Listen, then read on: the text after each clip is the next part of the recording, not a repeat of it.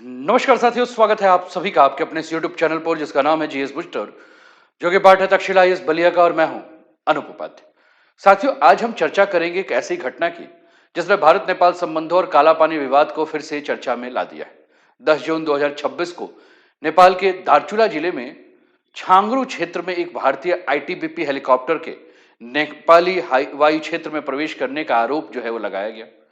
नेपाल के स्थानीय प्रशासन का दावा है कि हेलीकॉप्टर के बिना पूर्व अनुमति के नेपाल सीमा के भीतर उड़ान भरी गई और छांगरू गांव के ऊपर से गुजरते हुए काला पानी क्षेत्र की ओर जो है यह हेलीकॉप्टर बढ़ गया। बताया जा रहा है कि इस हेलीकॉप्टर में आईटीबीपी के महानिदेशक शत्रुजीत सिंह कपूर सवार थे, जो गूंजी क्षेत्र में स्थित अग्रिम चौकियों के निरीक्षण के लिए जा रहे थे। नेपाल के अधिकारियों का कहना है कि उड़ान के लिए उनसे कोई पूर्व अनुमति नहीं ली गई थी।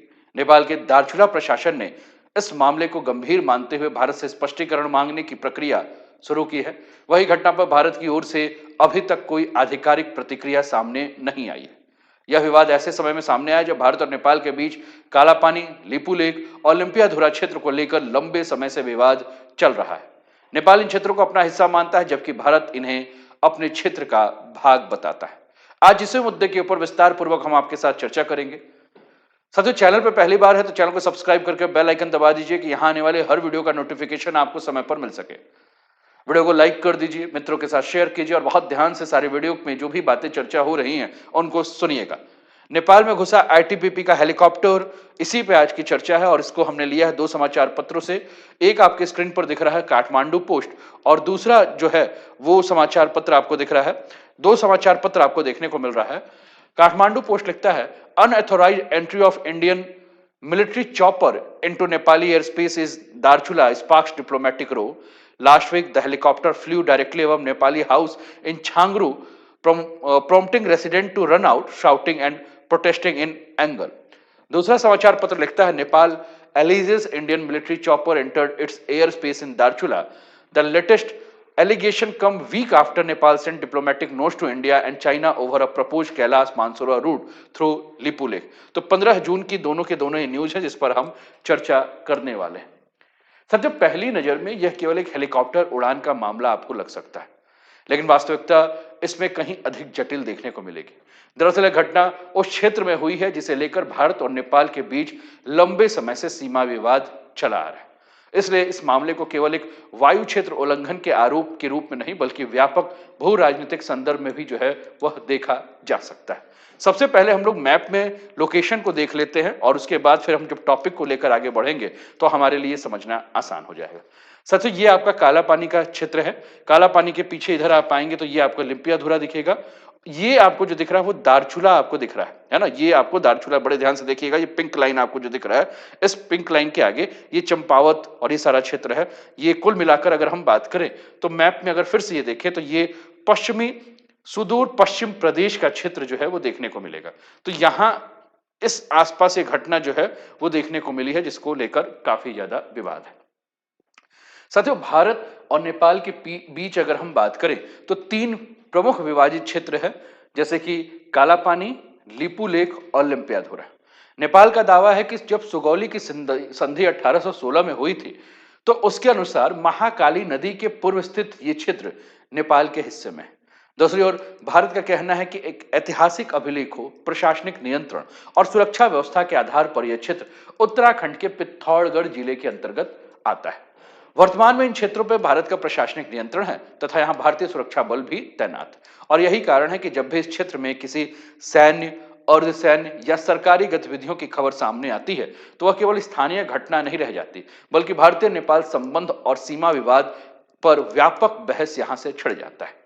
साथियों, काला पानी के बारे में हम बात कर रहे हैं। ये काला पानी आपको देखने को मिल रहा है और काला पानी के विवाद की ऐतिहासिक पृष्ठभूमि को जानना भी हमें बहुत ज्यादा जरूरी है। सबसे पहला जो सवाल उठ रहा है वो ये है कि आखिर काला पानी विवाद की शुरुआत हुई कैसे। साथियों, काला पानी विवाद पर हमने कई सारी वीडियोस इसके पहले बनाई हुई है, लेकिन एक बार फिर से हम थोड़ा सा इसको टॉपिक को जो है डिस्कस करते हैं और टॉपिक को डिस्कस करते हुए हम ये समझते हैं कि काला पानी जो विवाद है, इस काला पानी विवाद की शुरुआत कहां से हुई। आप देख रहे हैं ये लिम्पियाधुरा, ये लिपू लेक और ये काला पानी। हमने कहा कि काला पानी का विवाद जो है वो कहां से शुरू हुई, इस पर ध्यान देने की आवश्यकता है। इस विवाद को जानने के लिए साथियों हमको आज से 210 साल पहले जो है वो आगे बढ़ना होगा, मतलब पीछे की तरफ। 210 साल मतलब 1816 की सुगौली संधि, ट्रीटी ऑफ सुगौली। और यह संधि ब्रिटिश ईस्ट इंडिया कंपनी और नेपाल साम्राज्य के बीच एंग्लो नेपाल युद्ध के बाद संपन्न हुई थी और इस संधि ने आधुनिक भारत और नेपाल सीमा की एक आधारशिला रखे थे। संधि के अनुसार महाकाली नदी, जिसे काली नदी भी कहा जाता है, भारत में इसे शारदा नदी के नाम से जाना जाता है, दोनों देशों के बीच में सीमा माना गया है। लेकिन विवाद यहीं से शुरू हो रहा है। मुख्य प्रश्न यह है कि महाकाली नदी का वास्तविक उद्गम क्या है। नेपाल का तर्क यह है कि महाकाली नदी का वास्तविक उद्गम जो है वो लिम्पियाधुरा का क्षेत्र आपको देखने को मिल रहा है। नेपाल यह मानता है कि यहां से महाकाली नदी गई है और महाकाली नदी जब यहां से जा रही है तो इसके पूरब का जितना क्षेत्र आपको देखने को मिलेगा ये सारा का सारा नेपाल का है और इसके पश्चिम का जो भी क्षेत्र है वो भारत का है, ऐसा नेपाल जो है वो मान रहा है। ठीक है, वहीं अगर हम बात कर रहे हैं तो भारत ये कहता है, भारत ये कह रहा है कि ये जो महाकाली या काली नदी है इसका उद्गम जो है वो काला पानी से हुआ है। तो काला पानी का पूरब का जो क्षेत्र आपको देखने को मिल रहा है वो किसका है, वो नेपाल का है और पश्चिम का जो क्षेत्र है वो भारत का है। तो कुल मिलाकर नदी के उद्गम स्थान को लेकर ही जो है सारा का सारा डाउट है और यही डाउट जो है इस मुद्दे को बहुत ज्यादा जो है वो बढ़ाकर रखा हुआ है। अब ये जो नदी का उद्गम है, चाहे हम बात कर रहे हैं लिम्पियाधुरा की, चाहे हम बात कर रहे हैं आपका काला पानी के, अब ये जो उद्गम स्थल है, इस उद्गम स्थल स्थल के बारे में बात करें तो भारत जो का मानना है कि नदी का उद्गम काला पानी के निकट स्थित है और इस आधार पर काला पानी और लिपू लेक का क्षेत्र भारत के उत्तराखंड राज्य का हिस्सा है और यही अलग अलग व्याख्याएं इस सीमा विवाद का मूल कारण है। दोनों देश अपने अपने ऐतिहासिक नक्शे, दस्तावेज और भूगोल संबंधी साक्ष्यों के आधार पर अपने दावे को प्रस्तुत कर रहे हैं और यही वजह है कि काला पानी, लिपू लेक और लिम्पियाधुरा आज भी भारत और नेपाल के संबंधों में संवेदनशील सीमा विवादों में गिना जाता है। हालांकि काला पानी विवाद नया नहीं है, लेकिन वर्ष 2019 में इस मुद्दे को जो है वो फिर से हाईलाइट कर दिया गया। ये मुद्दा फिर से जो है वो सुर्खियों में आया।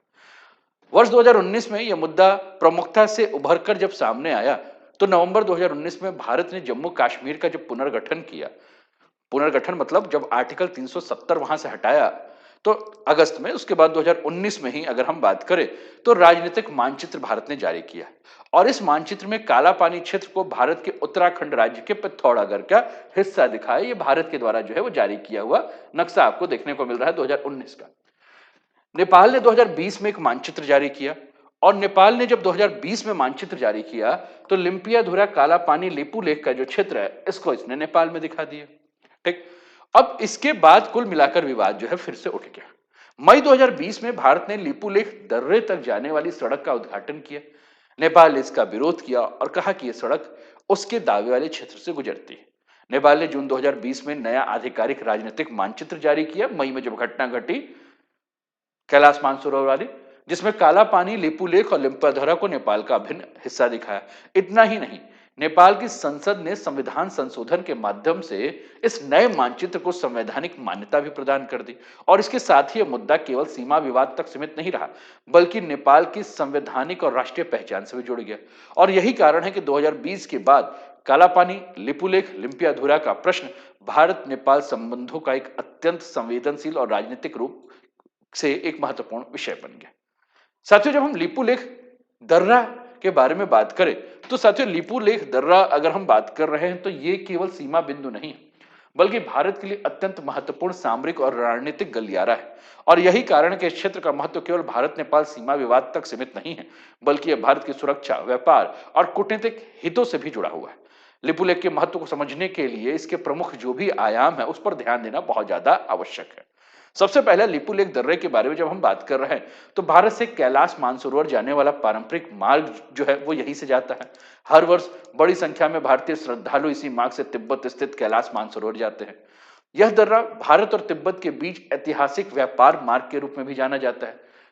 सीमित सीमा व्यापार की दृष्टि से इसका एक विशेष महत्व है। इसके अलावा लिपू लेक जो है वह ट्राई जंक्शन के क्षेत्र में है, यानी कि यहां भारत, नेपाल और चीन अर्थात तिब्बत के हित जो है वो परस्पर जुड़े हुए हैं, इसलिए क्षेत्र सामरिक दृष्टि से भी अत्यंत संवेदनशील है। उत्तराखंड के उच्च हिमालयी सीमावर्ती क्षेत्र तक सैनिक उपकरण आवश्यक सामग्री की आपूर्ति के लिए मार्ग जो है वह महत्वपूर्ण भूमिका निभाता है।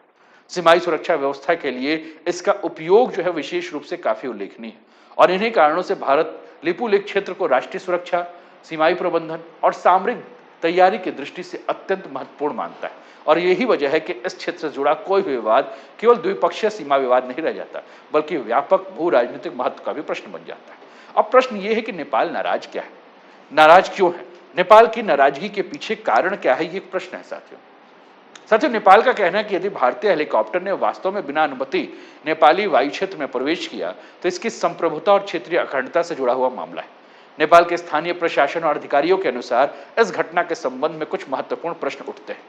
क्या उस दिन का मौसम जो है वो सामान्य था, किसी भी प्रकार की आपातकालीन स्थिति थी, तकनीकी समस्या की कोई सूचना थी या नहीं थी?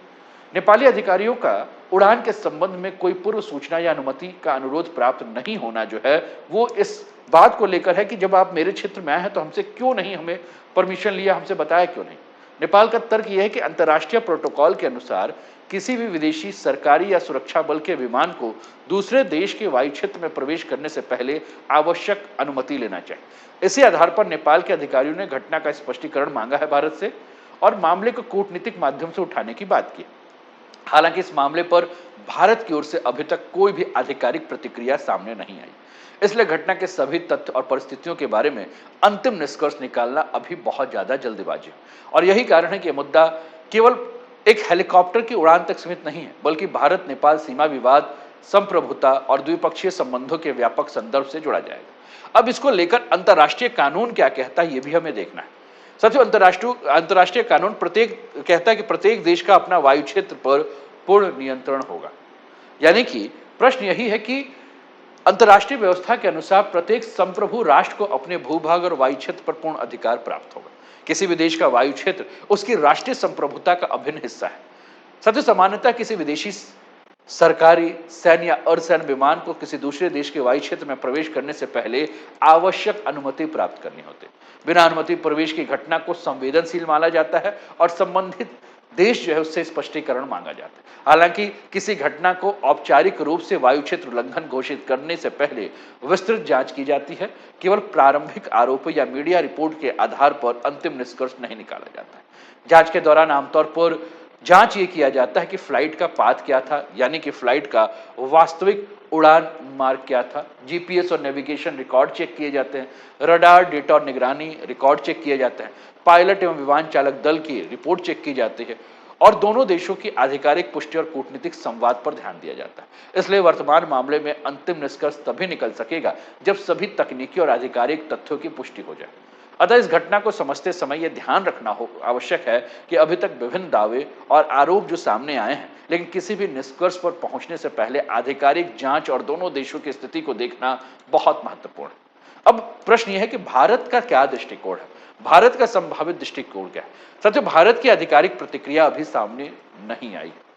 कोई भी विस्तृत प्रतिक्रिया भारत ने अभी तक सार्वजनिक रूप से सामने नहीं रखी।